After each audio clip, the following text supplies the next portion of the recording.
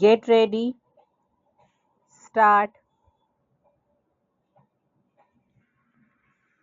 Ever since the beginning of the community development program, I have taken deep interest in it.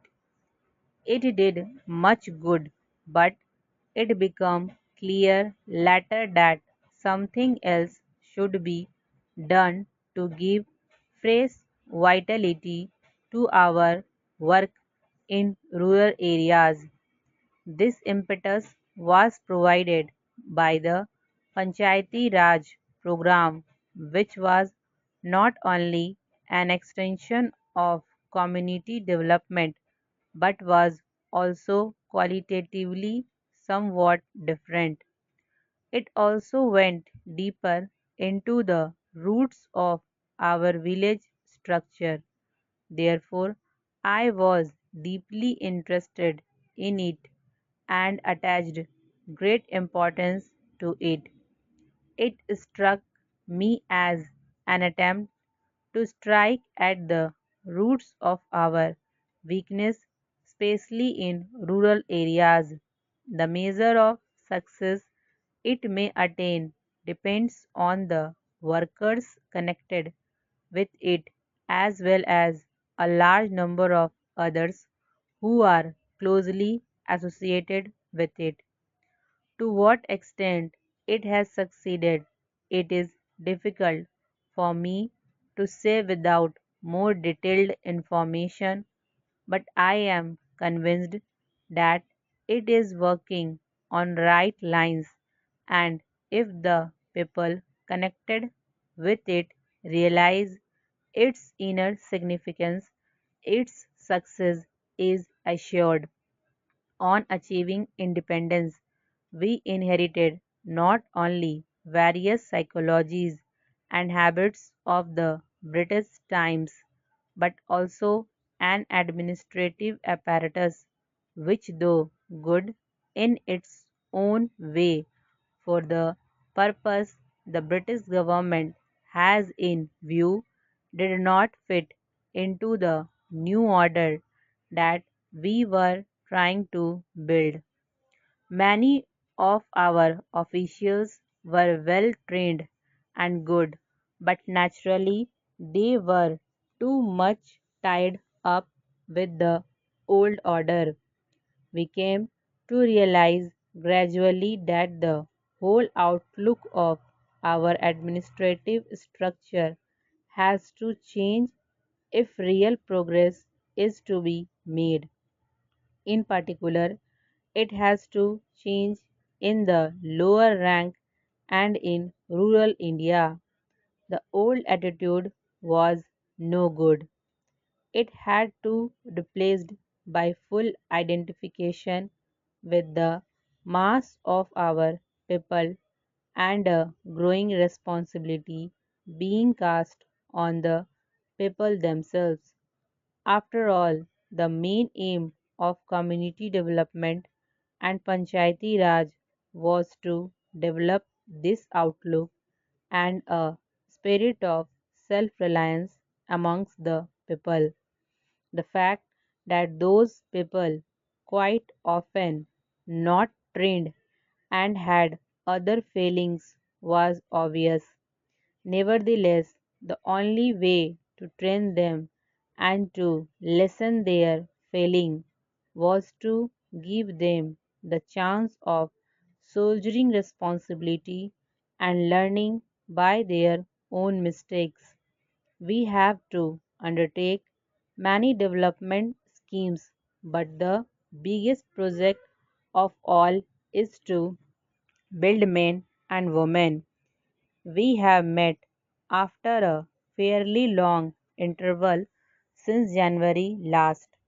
The last time we met was soon after emergency was declared in the wake of Chinese invasion.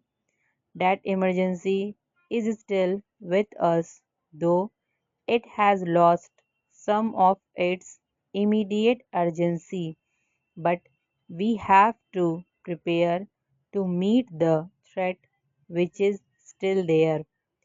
It is clear that even from the point of view of the emergency, it is of the utmost importance for our development work to go on. Emergency does not merely mean raising soldiers or getting aircraft. It means production for defense especially. All other types of production, more particularly on the agricultural front, is equally necessary. We have done many things which are creditable to us, but the overall picture is not one of fast progress, especially in the agricultural domain. This is rather distressing because agriculture is the basis of all our development work. If we fail in agriculture, it does not matter what else we achieve, how many plants we put up, our economic development will not be completed. Agriculture is more important than anything else, not excluding big plants, because agricultural production sets the tone to all economic progress.